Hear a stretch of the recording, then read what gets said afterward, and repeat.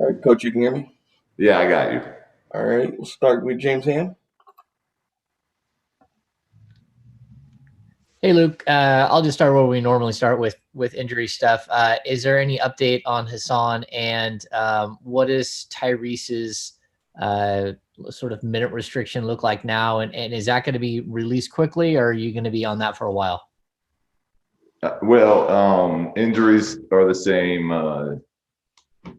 Hassan is still health and safety protocols.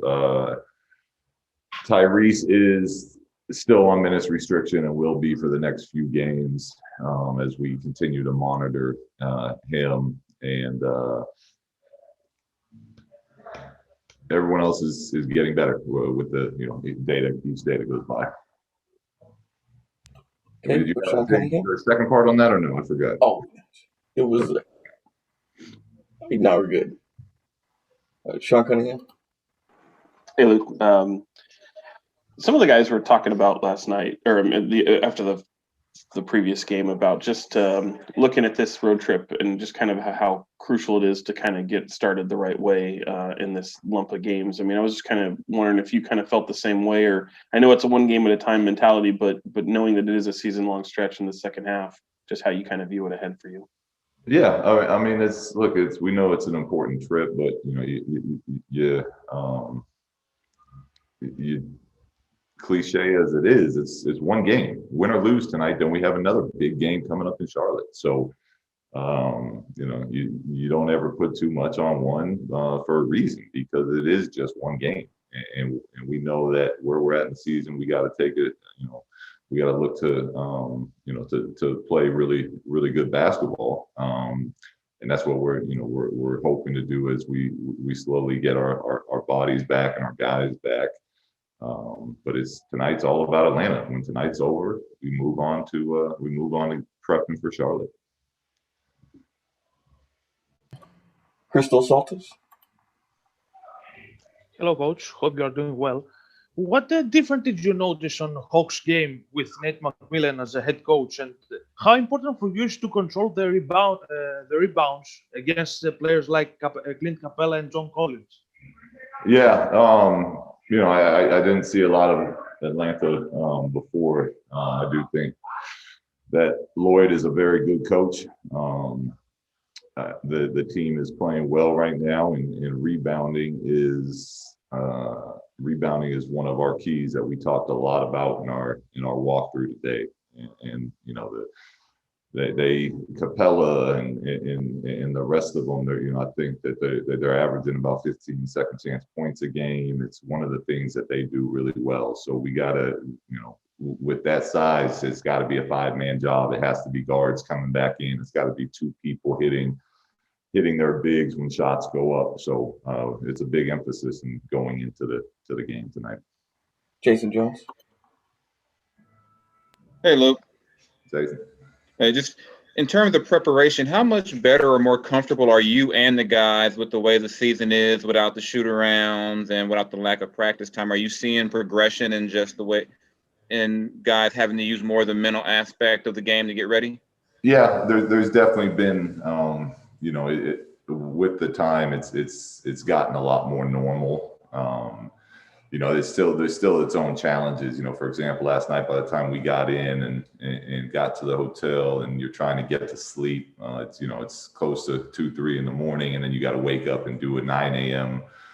testing, and then go back to your room, and then there's a film. So there's those type of challenges still. But as far as the prepping and the scouting reports, guys are definitely getting a lot more accustomed to just how it is every night in and night out right now. Kelly Kroll, Hawks TV. Hey, Coach, real quick, if you don't mind, your best Bogey story and what you miss about not having him around. We miss Bogey. He's a great teammate. He was a lot of fun to coach.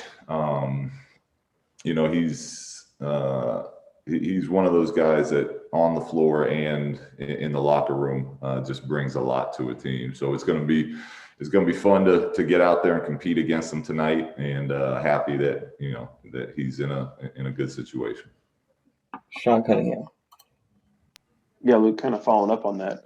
He was so well liked in that locker room. I'm just wondering if it feels so far removed from when he was once a King. If tonight will be because you are going up against a former teammate. If some of these guys are thinking that it's a little bit more special, or does it feel so far down the road at this point? No, I mean, look, our guys know it's about the Kings playing the Hawks tonight. So I'm sure once they get out there and they see them, there'll be some handshakes or whatever you're allowed to do in the COVID world we're living in. But the guys like him. I'm sure they'll be excited to see him. But once that jump ball goes up, he's part of their team, and he's someone that we have to look to contain defensively and